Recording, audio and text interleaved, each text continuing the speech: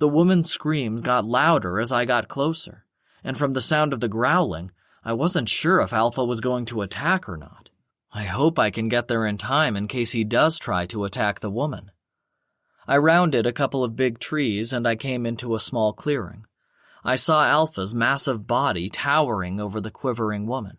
Her body curled up as she no doubt was trying to protect her neck from Alpha's deadly canines. I could hear the woman's soft whimpers, and a need to protect this woman hit me with full force, which I hadn't felt in a long time. Not since my last little, more than 5 years ago. "Alpha, heel!" I yelled, letting Alpha know that I was not happy with him with my tone of voice. Alpha's ears perked up, and he swirled his head around to look at me. I saw the glint in his amber eyes, and he opened his deadly jaws, and his tongue rolled out as he panted softly, his tail wagging to show me that he had no intentions of attacking anybody. I relaxed slightly. Alpha and I have this bond where I immediately knew what he was going to do, and he knew to obey when I use a certain tone of voice. I don't think he meant to attack the woman, but more so knew she was in trouble and wanted to lead her to me or me to her. I looked down at her as I got closer, unable to see her face, but I couldn't help but frown when I saw what she was wearing. She did have on a heavy winter jacket and snow boots, but she only wore flimsy leggings that would not keep her warm in this weather. Her hands looked pale, and it angered me slightly to see that she wasn't wearing any gloves. She's going to get frostbite.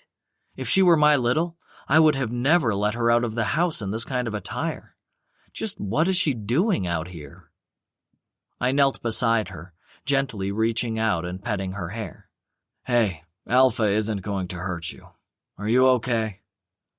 The woman stilled beneath my touch, no longer making any noise. I couldn't help but wonder if she had fainted from shock or if she was going into hypothermia. But just as I was going to shake her again to make sure, she moved her hands and lifted her head, allowing me to see her face. The daddy-dom inside of me was immediately at attention the moment my eyes gazed upon her face. The immediate urge to protect her was imminent. The innocent, wide-eyed expression she had towards me had me stirring in my pants. She was gorgeous, with fair skin and delicate, fairy-like features. Her vibrant, curly red hair was a mess all around her, but it didn't deter her beauty. Her big, doe-like eyes gazed back at me with a slight fear there that made me want to scoop her up into my arms and hold her close, whisper in her ear that everything was going to be okay, because Daddy was here to protect her. "Are you okay?"